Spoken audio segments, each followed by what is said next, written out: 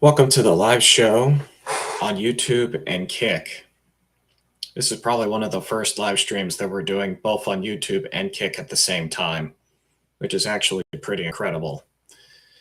If y'all actually enjoy the live stream, click here to like, comment, share, and subscribe to not only my YouTube channel and also follow me on Kick as well. But there is a very good chance that the YouTube live stream will be switched on to X as well. So also follow me on X as well. The big topic that I want to talk about is the Golden Age agenda versus the Great Reset, which is something that y'all are now watching as well, all across the world. So for those of you that don't know, the Great Reset is actually proposed by the World Economic Forum with the likes of Klaus Schwab's, the billionaires, corporate elites, everybody that is involved in corptocracy is involved with the World Economic Forum. So for those of you that don't know, I have an alternative to the World Economic Forum, Nomadic Freedom Forum. And it's literally a group of people that oppose the Great Reset, like me, for example. And it's a class of people that are just done with both parties, that are actually done with the old status quo and want something new. That includes entrepreneurs that want freedom and liberty, regular people that just want to move around the world, people that oppose all these restrictions. That includes expats, digital nomads, and regular people that just want to improve their lives, like me. That is who it's for. Compare that to the oligarchy that some other brave politicians have been willing to expose. Yes, it's probably the lobbyist. They're in it as well. So what I'm about to show you in this video reaction will blow your mind, and you will see a big difference between the Great Reset and the Golden Age agenda, which we will be sharing very, very soon and very shortly.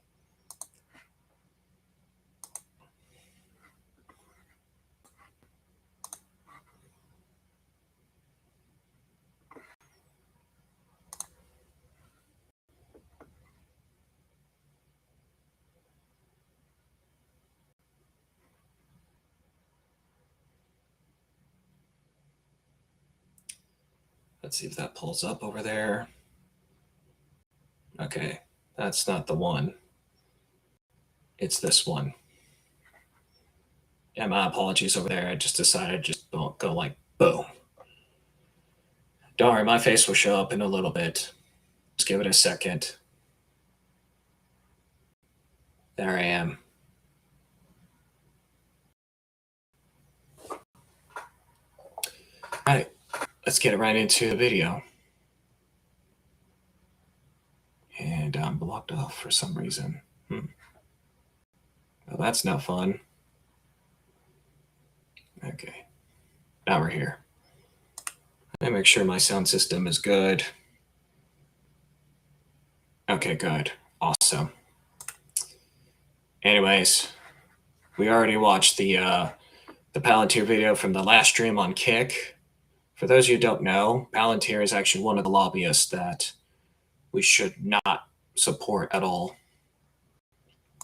So with that in mind, let's get right into the documentary from Megalo Media. For those of you who don't know, this is the media that actually exposes what mainstream media has failed to do.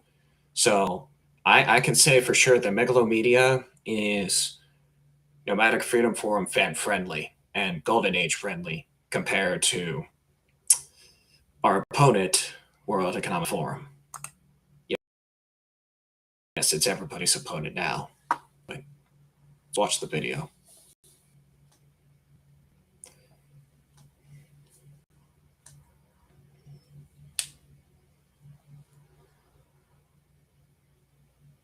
Any minute now.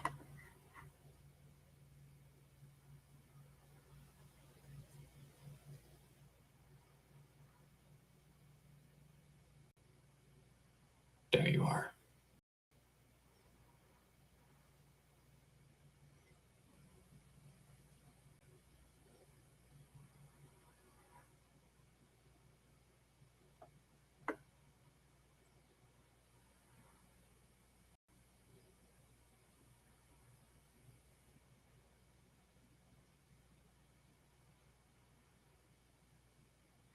No, that's the wrong video. Hold on. It's supposed to be this one.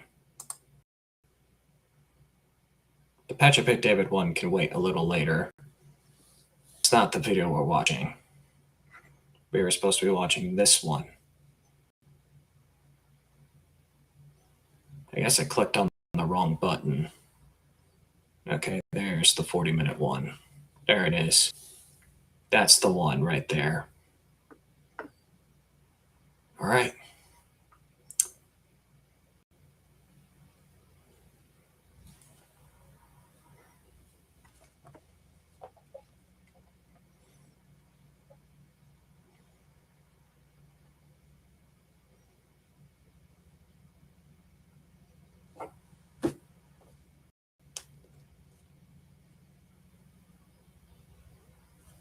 Oh, gosh. Let's wait.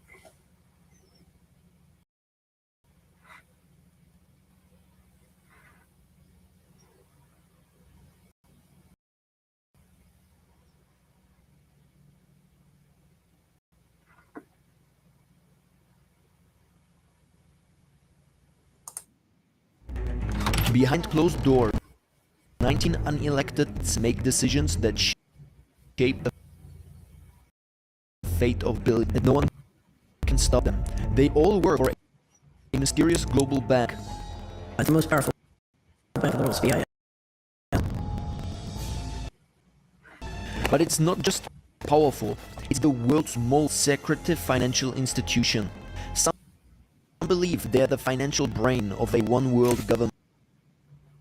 Others claim they answer to law, no nation.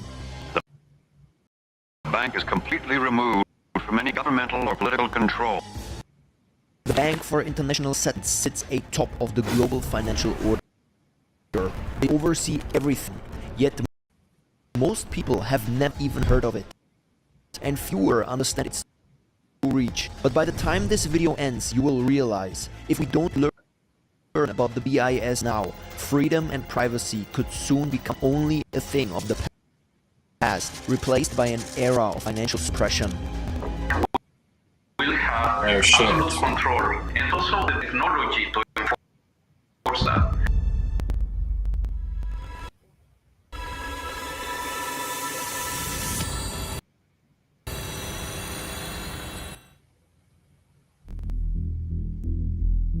In May 2013, the book Tower of Babel by Adam Labor hits the shelves. It is the first time anyone truly digs deep into the dark history of the world's most powerful bank. Up until this point, virtually no one knew about this elite club, and this was never supposed to happen. No one should care about this bank, the people behind it. Because one of the keys to why this bank is so powerful in the first place These are is some that vile guys over around there. them. The bank's managers believed that those who needed to know where the box was would find it, and the rest of the world certainly did not need to know. To provide you with expert knowledge anyway, we've interviewed Richard Silla, the chairman of the board of trustees of the Museum of American Finance and Professor Emeritus of Economics at the Stern School of Business. Whoa. You've probably heard of the Bank of Japan or the European Central Bank, and most certainly about the bank allegedly controls all banks, the Federal Reserve. But what do they all have in common? They're all beneath the BIS. So the Bank of International Settlements is a central bank of central bank. So the 63 largest, most important central banks in the world belong to the BIS. The top central bankers meet there regularly. And if you want to understand power in this world, understanding how the Bank of International Settlements and the plumbing of the central banking system works is very, very important. Yeah, no kidding. This is Catherine Fitz, a former US government official and central exclusive insights on how the BIS works and how central bankers keep the public in the dark about what happened in the upper echelons of power. You to know, I was basically raised and trained to be a central banker. And one of the things you're raised to understand is you never explain clearly what you're going to do. You know, you talk in circles. Oh no. One myth that's out there is that what we're doing is printing money. We're not printing money. Is that tax money that the Fed is spending? It's not tax money. It's much more akin to printing money than it is to borrowing. You've been printing money. Well, effectively. Even when faced with obvious contradictions, officials sidestep questions and talk in circles. Official in the video is Ben Bernanke, a former chairman of the Federal Reserve and a model central banker. But sometimes even central bankers slip up. The first time I had ever a central banker in English explain exactly what they were planning on doing and why, and I almost fell off my chair. We'll get into the plan that blew her away later, but here's the core truth. Finance didn't become complicated by accident. The harder it is to follow, the more power they hold. It is no different with the Bank of International Settlements. The BIS is set up to be incredibly transparent and hard to understand, and that is by design. But as we uncover how this machinery works in this video, for now you only need to understand two things.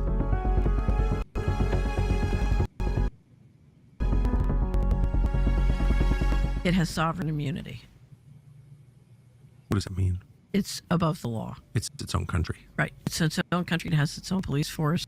And essentially, no one has the legal authority to move against it. Like the United Nations, the IMF, or the World Bank, they're not subject to the laws. Effectively, they are untouchable. But it doesn't stop here. From the outside looking in, the BIS doesn't look that meaningful. It's not really all that big compared to other institutions. It's only a tenth of what the balance sheet of the Federal Reserve had, or the European Central Bank. And one of the reasons why Banking for International Settlements is not on everybody's radar screen. That's because they are allowed to operate in complete secrecy and hide money. It can move money and hold it on its balance sheet and manage money secretly. So if I want to, I'm grossly oversimplifying, if I want to steal 21 trillion from the US government and park it on the balance sheet of the BIS, it can move it anywhere in the world and it can keep it on its balance sheet secretly. And if the BIS can quietly move that kind of money off book, it is not just the bank, it is a shadow superpower. The most powerful bank in the world is BIS. But if you listen to what they tell you about the BIS, you come to a different conclusion. The BIS was created in 1930. Their mission. Our mission is to help central banks in their pursuit of monetary and financial stability. To pursue their mission, we provide central banks with a forum for dialogue and broad international cooperation, a platform for responsible innovation and knowledge sharing, analysis and insights on core policy issues. But is that really it? Well, but if you read the real history, it was because the Bank of England and the centers, they wanted to be able to move money secretly. So what does the BIS actually do, and how are they running the world? That's a great question. Don't worry, we will give it to you straight. But to understand what exactly they are planning and how the BIS runs the world economy, we need to understand the moment they decided to control it. It's well enough that people do not understand our banking and monetary system. For if they did, I believe there would be a revolution before tomorrow morning. No kidding.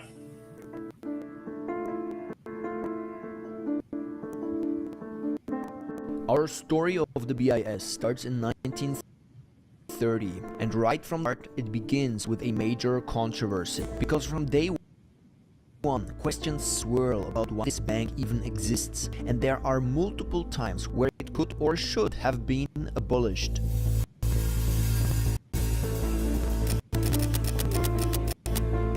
Germany has just lost World War I. Nearly 20 people are dead, with 2 million of them in Germany alone. Now the country is forced to pay reparations to the victors, including the United States, punishment for starting the war. Germany was saddled with Draconian reparations. Basically, I think the United States was in the position of saying, lending the money to Germany so it could repay its reparations to France and Belgium and Britain. Bank for International Settlements was set up to assist in the handling of it. To manage these draconian reparations, the BIS is created, part of what's called the Young Plan, a US-led scheme to control German payments and keep the European economy stable. But just 2 years later, it all collapses. It turned out that the Great Depression became so bad that Germany stopped making its payments. The Hoover Moratorium in 1931 halts payments. The Lausanne Agreement in 1932 killed them entirely. The BIS's original purpose evaporates almost. I want y'all to actually understand this. Do you understand how powerful they have gotten since World War II? These guys don't even give a damn about your financial situation. All they care about is the profits and the revenue they make at the end of the day. Even if everything collapses, they still make money. How irritated does that make you feel? I would be too, by the way, because as someone that's been a content creator for about close to 12 years and held a car wash industry job for 7, I can tell you one thing. It is absolutely annoying. But we do have another video that is actually from a very respectful man that actually has worked in Target for 7 years. And next thing you know, he now does something very similar to what I've done as well, but he makes money on YouTube. But after we actually finish the last few minutes of this video, we will actually go down the list on the video reaction playlist for this live stream. And then after that, the YouTube live stream will actually transfer to X, by the way, because I have a lot of followers on X, and this would be a big deal for them if they actually see this live stream from Kick. So I'll tell you one thing. The only way you're going to be able to own your freedom is that we actually congregate a movement similar to what our ancestors have done many, many years ago. However, with today's technology and internet access, I think it's much easier to do it nowadays. The problem that we have right now is that we have a lot of problems, like old world problems that have been brewing for decades and decades, and now it's just right in front of our faces. And I think this video from that guy that I forgot about, but I actually know the channel of, will probably explain just a little bit of what I'm just saying. So with that in mind, let's resume the video. Overnight. That means the very reason this bank vanishes, and so does the bank, right? The bank doesn't vanish, and nearly a century later, it is still around.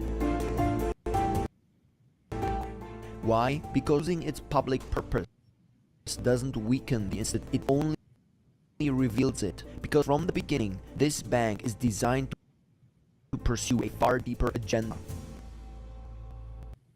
And that's the agenda we're against right now. The truth is, it's never just about German reparations. The BIS is built to be a private, exclusive central bankers club, a place for the world's most powerful financial actor to meet away from the public eye. It was because the Bank of England and the central banks wanted an entity that had sovereign immunity. They wanted to be able to move money secretly. And no one pushes harder for this vision than Montague Norman, head of the Bank of England. To his critics, he's an unelected emperor of money, a danger to democracy. I think if it has to do with this, the central bankers together, kind of running the world economy, and we don't know what they're doing. His allies, he's a genius strategy obsessed with shielding central bankers from democratic oversight. Even a man like Norman knows to build a fortress this powerful, one isn't enough. He needs an alliance, a league of bankers and financiers powerful enough to place themselves above nations. Who's this club?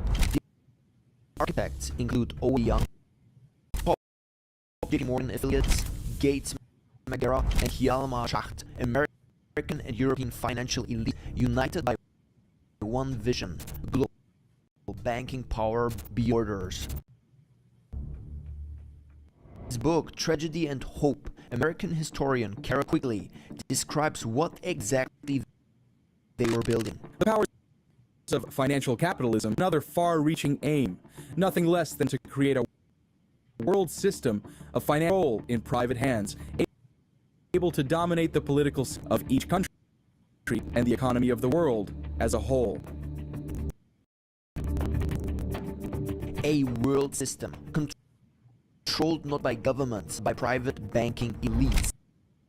And he goes even...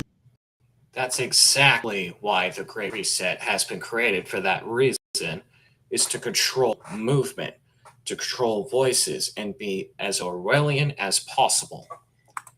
And that end of itself is very dangerous. So before we get into the next video, we're going to read comments and actually see what the bigger picture is right now.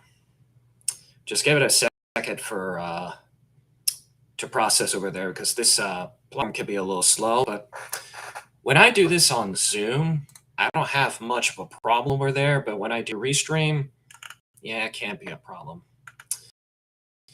But that's just what happens when you try something new. Let's get started with this one. Had to verify my age to watch this video. Insane world we live in. Yeah, I agree with you, brother. I agree.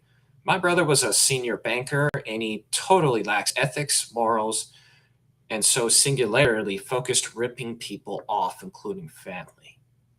Dang. That is absolutely brutal.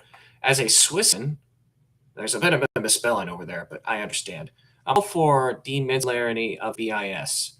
So, for those of you who don't know, that type of system was actually mentioned in The Wolf of Wall Street, which I just recently watched, probably about a week and a half to 2 weeks ago. I can tell you one thing: these people only care about their own power and wealth, and nobody else. That can be a double-edged sword in some areas, but it's kind of a problem for many others that are living really well despite all those things. Now, here's a quote from my favorite president, Thomas Jefferson. If the American people ever allowed private banks to control the issue of their currency, first by inflation, then by deflation, the banks and the corporations that will grow around them will deprive the people of all property until their children wake up homeless on the continent their fathers conquered. Thomas Jefferson. Even Thomas Jefferson knows that central banks should not gain any power. And that's a part of the instrument over there. But I can tell you one thing. The tiny hats and the face mask of two religions, they don't care about us at all. They don't care. They only care about their own personal, except for their own. Whether you see BIS as plumbing for central banks or a shadow superpower, the real issue is legitimacy, unelected officials in closed rooms, which that includes BlackRock, Vanguard, and Palantir, and yes, Tim Apple as well, making choices that hit every mortgage, paycheck, and currency. Correct. That is all correct.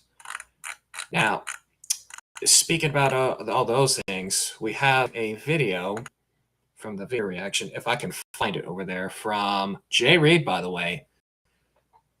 And I know I watched a little bit in there, but we're going to start from the beginning, and let's hear why he actually quit his regular job at Target after 7 years, which is kind of ironic because now I'm almost 7 years into my job as well. And this gives me inspiration of why freedom is more important than ever before. So let's get right into it. Give it just a few seconds over there.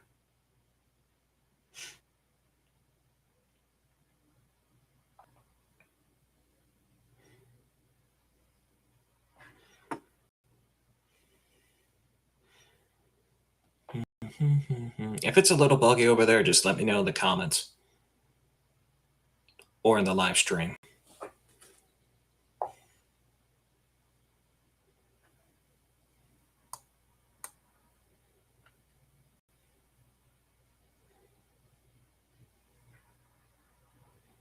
I worked at Target for almost a decade, and honestly, in this video, I'm gonna break down to you guys why I ultimately leaving the job. And guys, I'm gonna be honest. I'm gonna start the video by saying I enjoyed my time at Target. Like, it was probably one of my favorite jobs I probably ever had. And while that may not be popular, the most exciting way to start this journey, that's just honest truth. But I'm gonna break this down. I started working at Target back in high school. This was, my first job. It was great. Like, I was, finally started making money. I finally making my first leap to basically adulthood. I started my journey. I started working at cashier every single day. I go in, after school, and I work after 10 every single night, right? After 10, well, not every night, but add me to the schedule. Then I learned the new roles within the store. I started doing cart attendant. I started to go out and work on the sales floor. If you guys know at Target back in the day, it was a great thing when you transition from the front end to the sales floor, right? Basically, working on the floor, right? You get to work, clean up the toys. You get to stock the shelves. You get to rack some of the products and help people on the floor, right? It was great. It was a great experience. Now, thanks for the 2 extra followers. Of learning the company, learning how to work.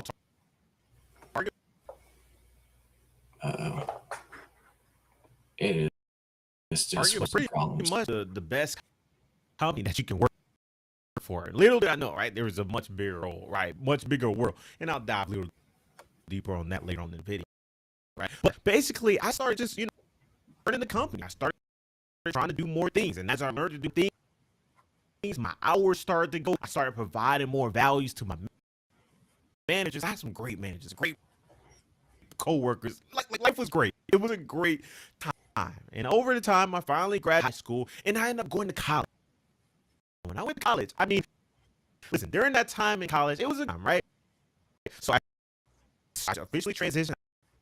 I transferred stores to my college town, classes, and when we talk about college, I didn't really know what I wanted to do. I knew I was in college to become a pharmacist. That's my ultimate goal, right? I want to be a pharmacist. The people who work at maybe in a hospital or whatever cases. I want to be a pharmacist, but I went to chemistry, which is cool. Chemistry to combine for your pharmacy degree, and it's like more program, whatever. I just knew it was going to take a long time, so I started getting demotivated. I was encouraged, so I started, working more at work, right? So I started actually getting 40-hour weeks. I wasn't necessarily full time per se, but I was picking up shifts. I was out here, working overtime certain weeks, right? Like, it was great. In time, I started building more connections. I started, getting closer with my management and getting closer with people around me, right?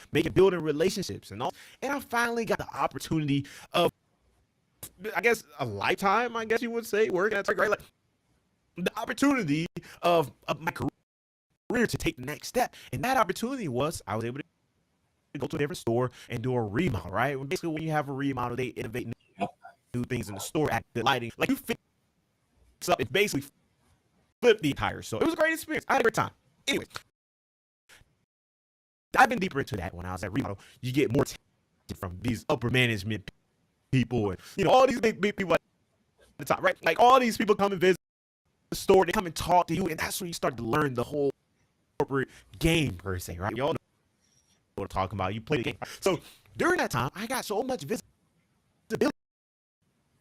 from all these people. I started impressing people boss and impressing people to the point to where they started talking about promotions, right? Started, oh, okay, you can get this role. They called it team leader at that point, right? I think it's still called team leader, but they came to me and it was like, hey, you want to be The thing about guys like Jay Reed, he's a lot of my respect, and I actually watch his content quite often. And I think he's one of my top 15 or top 10 favorite content creators on YouTube. But I think the big thing with guys like him is that he'll tell you what he really thinks without centering any of his opinions. And he's going to be neutral about it, which I absolutely love a guy like him. He understands the job market. He understands what it's like working a regular job. And look, let's just be very fair. I think the income quality from what our grandfathers and fathers and the fathers before them, they had a better life than we did. Yeah, they had a tough challenge here and there, but if they were going to be in our shoes today, they would be shocked at how insanely bad our situation in our country has become. And let's just be very clear.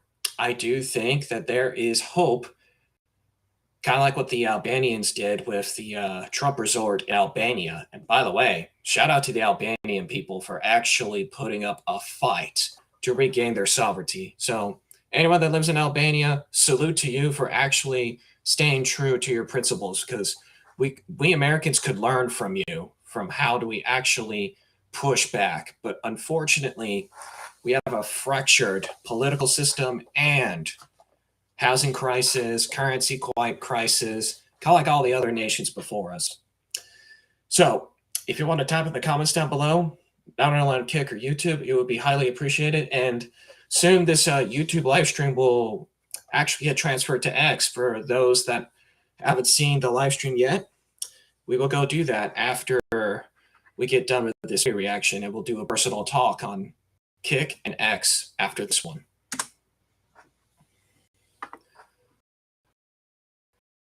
team leader? Like, what are your goals with life? What do you want to do? I know you're in school, but would you be open? This is during the time, during this, they were just looking for all kinds of people to, work for the company, whatever case, right? So while I'm working, I mean, we're talking about a couple months, right? We're almost a year, basically, while we're doing that remodel. Basically, I built up the image name, and we finally shifted to the next role. We did another remodel, right? And that remodel officially got cut off midway, which was fine, right? Because at that point, I had no idea what I want. However, I finally got that promotion. They came to me and said, "Hey, we got a role position for you." It was great. I was happy as life. I finally got bumped up.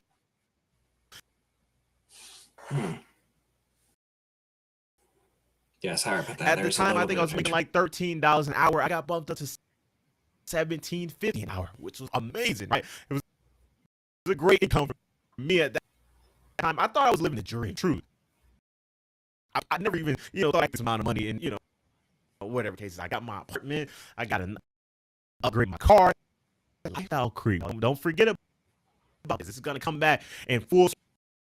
And I started upgrading my lifestyle. I started buying more clothes, whatever. I mean, how much is $17.50 a week? I'm curious right there, right? We talk about $17.50. I'm curious now how much money I was making. $700 in a week, right? You multiply that by 2, that's $1,400. And y'all can't see that, right? The camera wasn't focusing. But times 2, that's $1,400 in every 2 weeks. And then multiply that. That's pretty good. Whatever times overtime, whatever case. Right. Anyway, that was in today's America, $1,400 in certain states is not, when you think about income tax, state tax, tariff tax, if that's ever going to happen, this and that, you're getting taxed out of your existence, man. And this is why the Golden Age agenda opposes taxes, while the Great Reset's like, I'm going to tax you and milk you away. This is why an alternative agenda is totally the way to go for the future of our humanity. Team lead. I stayed in my team lead role for about a year and a half, right? I was working hard.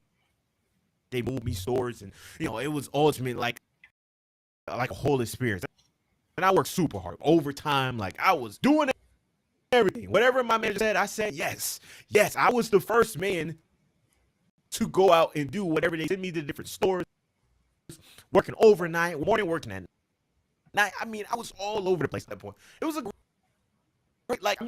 great time. However, this next role truly pushed me. I was in the next role, and they finally was like, "Hey, do you want to be an ETL, an executive team leader?" Is what it was called. Now, to build perspective, guys, as a team leader, it's basically like your basic supervisor role, where you're managing the workers, and you're just one step. Once you're an executive team leader, you're one step above the team leaders, right? Where you're a bunch of team leaders, and you're also managing the actual team member, right? The workers that below. So that's just a big, a quick picture. It's like, and then one step above that is the store manager role. They still had the role. It was fun, right?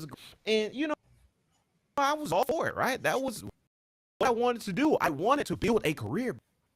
Mind you, at that point, I still didn't even know what I wanted to do with my life. So at that point, I just wanted to do whatever I could to make money, more money to build the life that I knew I wanted. And mind you, during that time, I was still uploading videos on YouTube on my main channel, right? But I didn't know what the course of the channel was going to be, right? That was never what I wanted to do. Anyways, I finally got promoted, and the role that I wanted to be in.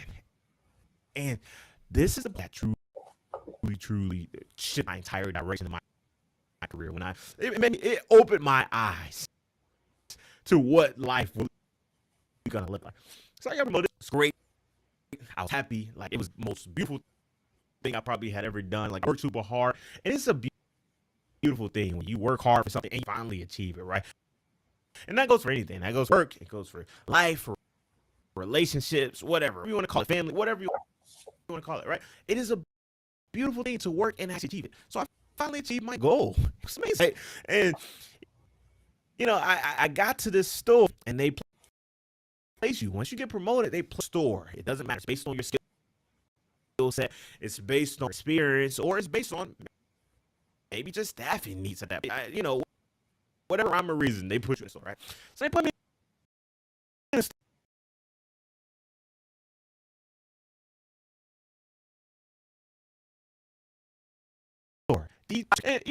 I'm sure harder stores. I'm not saying it's the hardest thing in the world, and it by far wasn't a very bad store. It just had, bad. It was in a bad situation at that point. Mind you, I just got promoted. I knew what I was doing, but I really didn't know what I was doing. If that makes sense. So when I got there, and whoever seen this, I don't care whoever sees this. We're talking about years ago, whatever case. I got in the store, and it was a great experience. I will say that the least, right? It was a great experience. I built a lot of character. I built a lot of, mental capacity, physical capacity. I built a lot. However, during that time, I also got drained a lot, right? I'm talking about 12 hours days minimum, right? Minimum. I'm on max. I'm talking about minimum. Some days I was in there for like 18 hours. Oh my gosh.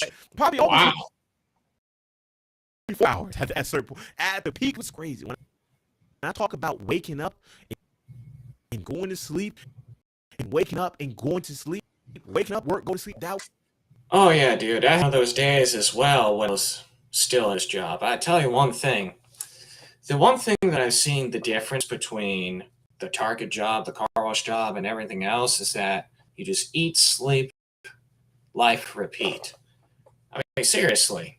That's literally what he went through. But once you actually get everything figured out, whether it's a remote job with a flexible schedule, trades, entrepreneurship, being an investor, you let the money make itself while you fall asleep, which is the dream of literally everybody.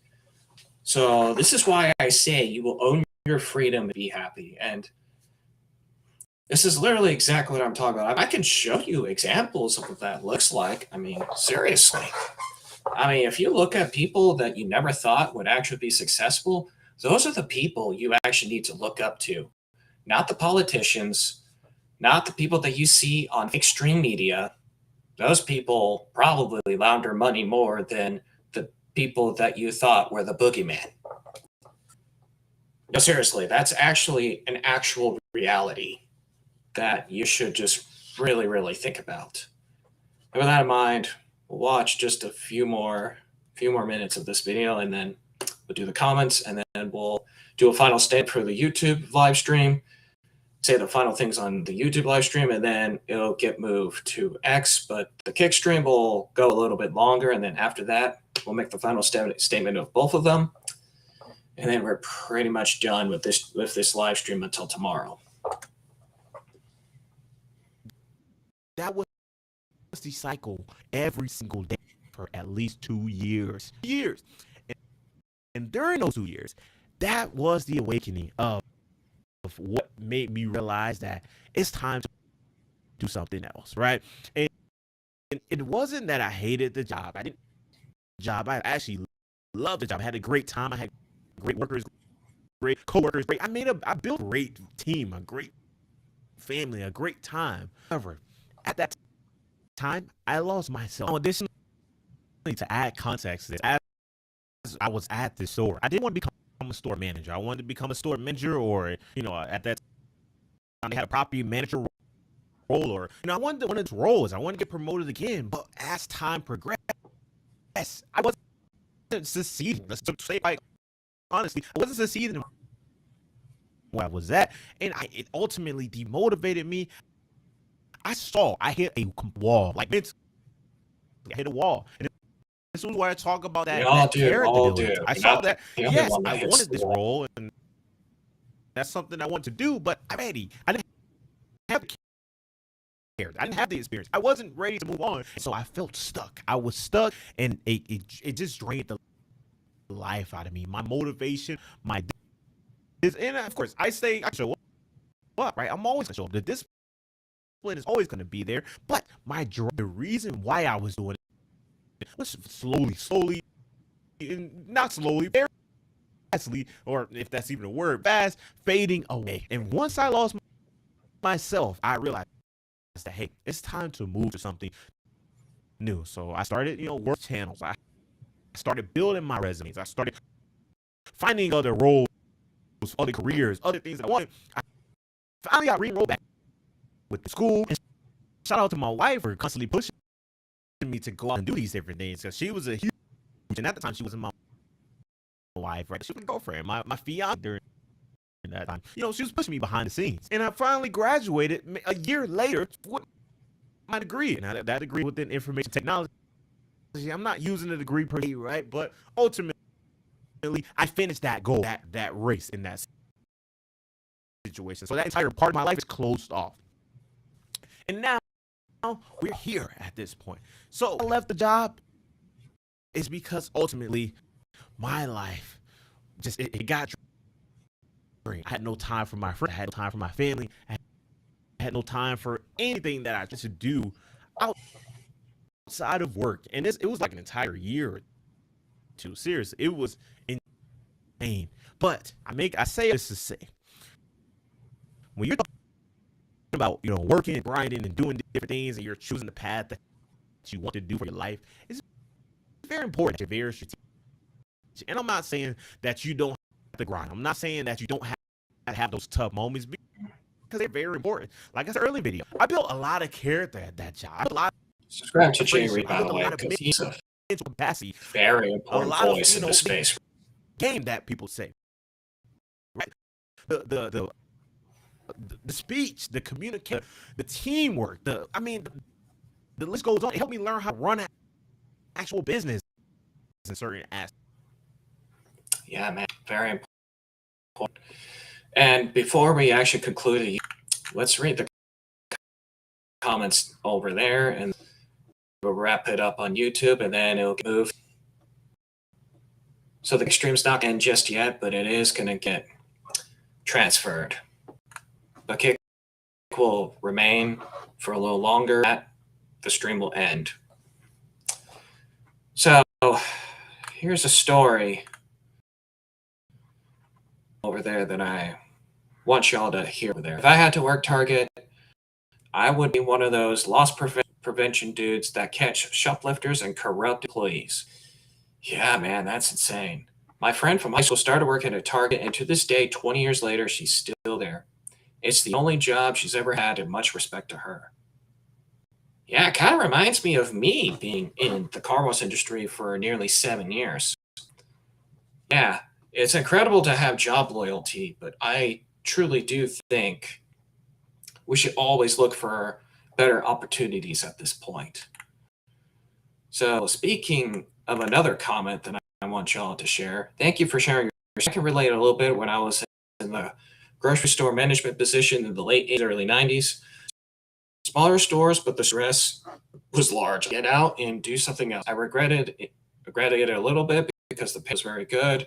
5K per year, which was around 130K now. At least I was able to invest. And as it gave me a financial start to be able to retire nearly 5 years ago, 62 and a half. Congratulations on retiring at like almost 63 before it got worse. Congratulations, Steve. They went out of business 2 years after I left. That made to feel better. What I'm trying to say is that made me feel better that you left before it got worse. So yeah, speaking of that, there's another true statement, Target. And speaking about the experience in Target, I actually applied to Target a couple of months ago. And before we dive a little bit deeper, I'm actually going to transition back to the welcome screen. So that way you see what I'm talking about. Let's get right into it.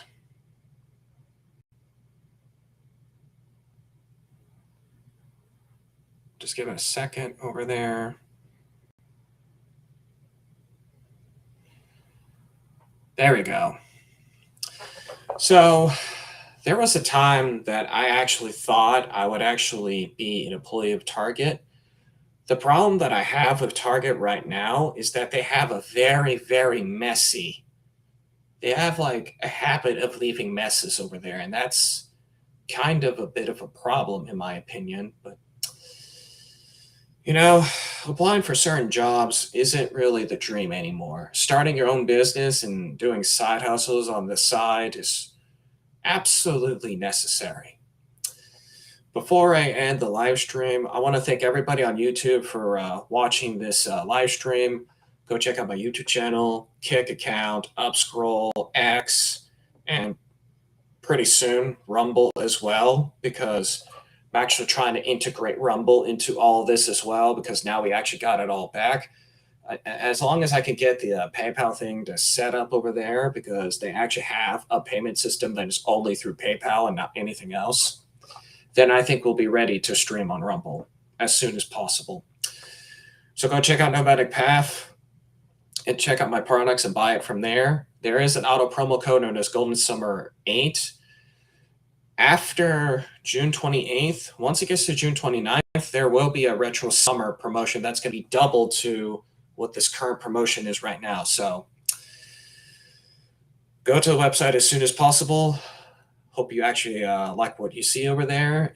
And if you decided to buy, support this future dream that I've had for a long time, go do that as soon as possible. It's a win-win for everybody. With that in mind, that is it for the YouTube stream. And I'll see y'all in the next YouTube stream on YouTube on Monday. The Kick stream will still be on after this will get transferred. All right, here we go.